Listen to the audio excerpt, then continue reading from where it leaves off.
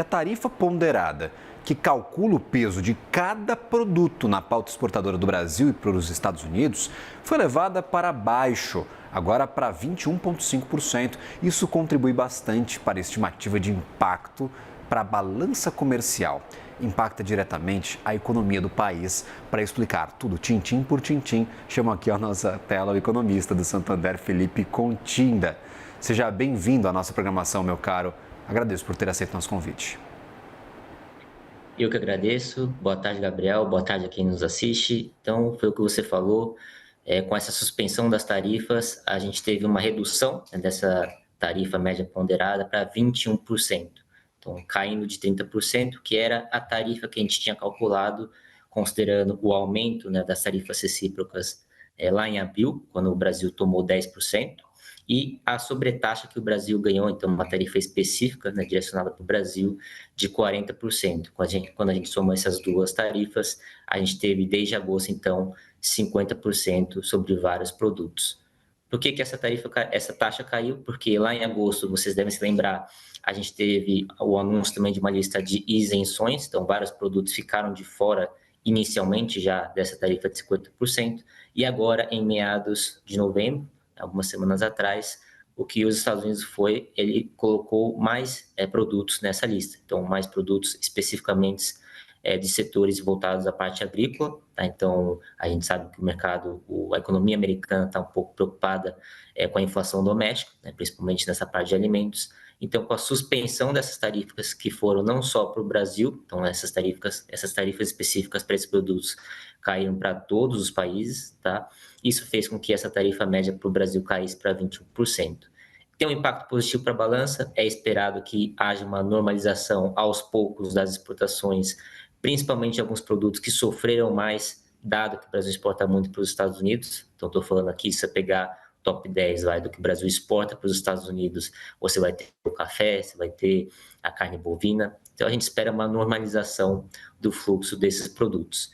Bem verdade que se você olhar o total que o Brasil exportou nesse período, não caiu, por outro lado, segue em ritmo recorde, e isso se dá muito porque o Brasil ele tem um setor exportador muito dinâmico. Então, o Brasil conseguiu exportar para outros países, conseguiu compensar com outros mercados, e por isso que o setor não sofreu tanto. Mas a gente não pode ignorar, é um mercado super relevante, por isso que deveria, daqui para frente, melhorar e, como um todo, o resultado total da balança comercial do Brasil. Se, por exemplo, olhando para o que sobrou ainda dos setores que têm mais peso, o que a gente pode esperar de impactos para crescimento de economia brasileira, o Felipe? Por quê? A gente já tinha uma perspectiva de impacto reduzido por conta da baixa participação das exportações aos Estados Unidos na composição do nosso PIB. Agora, com boa parte dos produtos de fora e essa tarifa reduzida, a gente pode dizer talvez que a gente tenha um cenário um pouco mais otimista pela frente, mas sem grandes impactos para o crescimento brasileiro?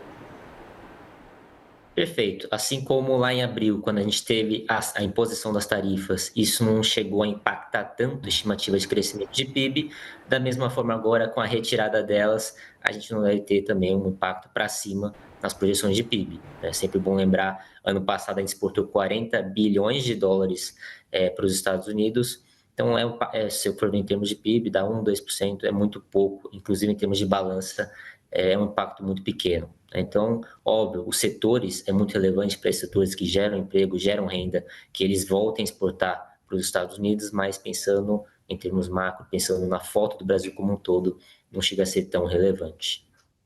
Perfeito. Vocês veem talvez um cálculo mais otimista para a redução dessas tarifas? Qual seria talvez um padrão normal para esta alíquota brasileira para exportação aos Estados Unidos? O que a gente pode ter ali de um parâmetro que seria o normal, o ideal das exportações para o país? Se você comparar com o cenário antes de abril, era uma tarifa média ponderada abaixo de 5%. Então, Entendi. dificilmente, apesar das negociações que estão acontecendo, dificilmente vai voltar para esse patamar, né? Então, a gente está vendo uma imposição de tarifas dos Estados Unidos para vários países e para praticamente todos é uma tarifa acima do que era pré-Liberation Day lá em abril. Mas é fato que a gente deve ter uma melhora, por isso que a gente tem hoje tem 20%, talvez caia para uns 15%, mas deveria ficar ainda acima dos 5% do que era antes de abril. Feito. Então a gente talvez pode tirar o cavalinho da chuva e esquecer essa ideia de 5%. Vocês acreditam que isso seja um movimento normal, agora natural, a gente ter uma tarifa básica de 10% para as economias do mundo com os Estados Unidos? A gente não deve voltar, por exemplo, para aqueles patamares anteriores ao dia da liberação dos Estados Unidos, o tal Liberation Day de Trump? É isso que foi anunciado, né? Segredo para ninguém. O governo americano tinha esse interesse de tentar contrabalancear um pouco alguns desequilíbrios que os Estados Unidos tinham com alguns países, e com isso ele subiu essas tarifas para conseguir arrecadar mais. Ele tem conseguido fazer isso muito bem esse ano, então a arrecadação por conta de imposto de importação é recorde nos Estados Unidos. É fato só que o Brasil ele acabou, de certa forma, sendo beneficiado por conta de não ter, né, um superávit frente aos Estados Unidos. Então, os Estados Unidos não têm um déficit, nunca teve recentemente frente ao Brasil. Por isso que a gente ganhou só essa taxa de 10% recíproca, que inclusive já caiu para vários produtos, né? Essa sobretaxa, ela fica ainda para alguns produtos, mas eu acho que o viés daqui para frente é de que as negociações possam avançar para que mais produtos entrem nessa lista. Na lista dos tributados, ainda há algum que se destaca, que chama a atenção? Talvez qual que é o segmento ou produto que ainda está tributado em 50% e é mais relevante para a nossa pauta exportadora para os Estados Unidos? Com certeza, se você pegar o setor de aço, alumínio, por exemplo, infelizmente ele ainda está sendo taxado em 50%, mas a gente sabe que é uma taxa que os Estados Unidos colocou para todos os países. A gente fala que é uma tarifa setorial, né? Então, para qualquer país que exporte esse produto para os Estados Unidos, você vai ter essa sobretaxa, que por coincidência é os mesmos 50% que o Brasil estava tendo para vários produtos, né? Então, esse é um setor que ainda está enfrentando uma taxa alta e, querendo ou não, acaba sendo prejudicial. Por aquela seção 232, que é de tributação basicamente para todos os países do mundo de determinados produtos.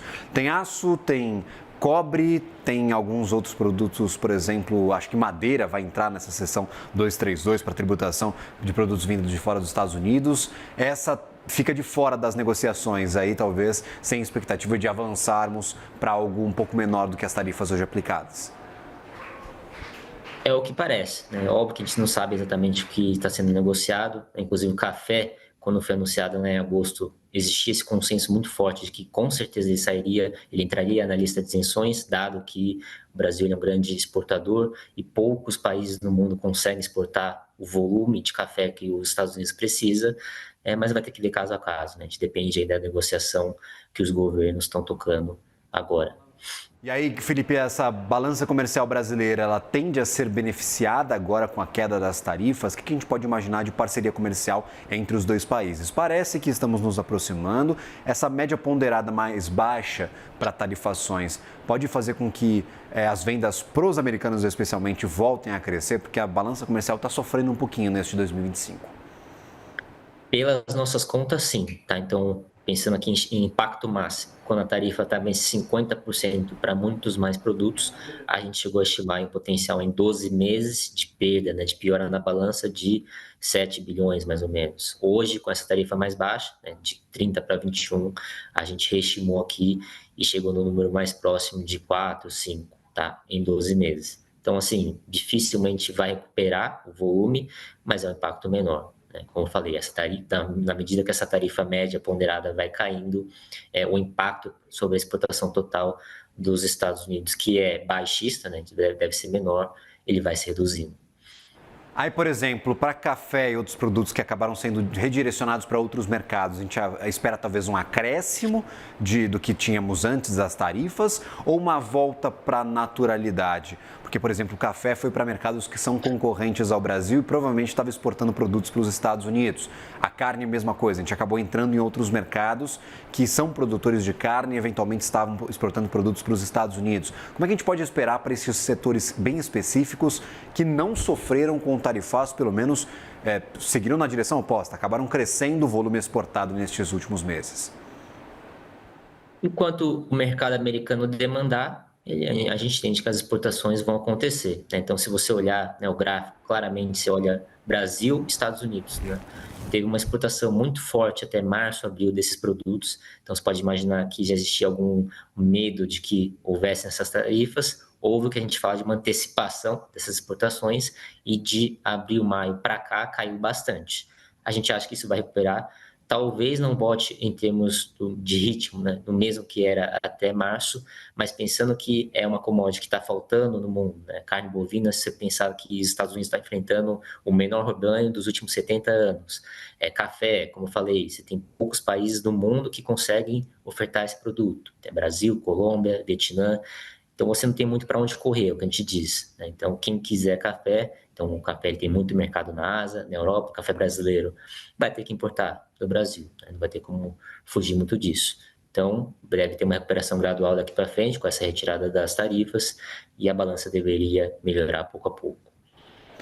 Maravilha, agradeço imensamente a ti e também a equipe do Santander que compartilhou esse estudo conosco. Felipe Cotinda, que é economista do Santander, sempre bem-vindo. Um ótimo trabalho a você, meu caro.